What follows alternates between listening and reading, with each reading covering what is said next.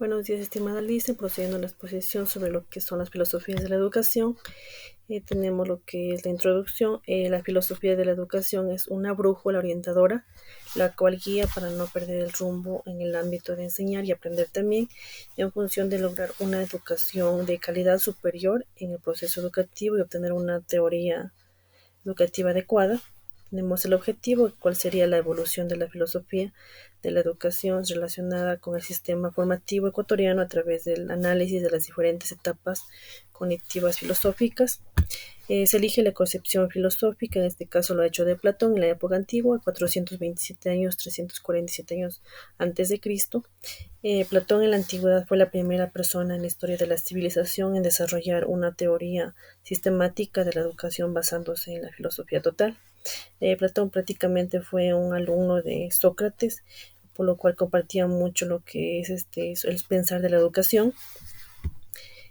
Tenemos lo que son las principales características: educación como formación del alma, educación integral, educación para la élite gobernante, el rol del educador, la división de la educación según las etapas del alma.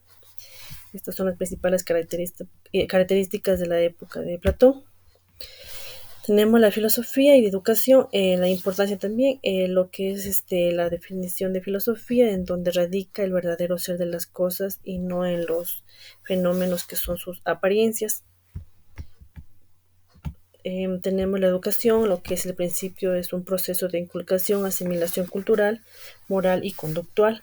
Asimismo, su importancia, para qué se educa y por qué se educa, permite formar ciudadanos críticos y autónomos, potencia el ámbito cognitivo moral y la educación de búsqueda de sentido de la realidad, contribuye a la base de la conducta ética. Tenemos los principales enfoques de Platón. Uno de ellos es la educación como formación del alma, división de la educación según las etapas del alma, la educación como fundamento de la justicia, el rol del educador, educación para la élite gobernante, y tenemos lo que es la educación integral. Acá tenemos lo que son algunos ejemplos de los enfoques educativos encontrados relacionados con la educación actual. Uno de ellos es: en la actualidad el estudiante recibe la enseñanza determinada por su edad, empezando desde las etapas iniciales, como por ejemplo lo que es el inicial, básica y bachillerato. Esto sería como que la época de Platón, el enfoque de la educación estructural. Ejemplo, también tenemos otro con lo que es la educación del maestro a través de proyectos, trabajos grupales permiten al estudiante desarrollar su conocimiento. Esto es como formación del alma. En este caso, los estudiantes ya tienen la facilidad de poder desarrollarse, y quien el maestro también guía. Otro ejemplo tenemos lo que es la asignatura de educación física, ayuda al estudiante a desarrollarse en forma integral y armónica. En la época de Platón era que no solo tenía que el estudiante guiarse lo que es la educación, sino también tenía que tener un físico, o sea, ejercitarse también. Otro ejemplo sería en este caso ya en lo que es en la práctica en el aula. Uno de ellos: en la época de concepción filosófica de Platón, el educador no impone el conocimiento, sino que guía al alumno para que descubra la verdad de sí mismo.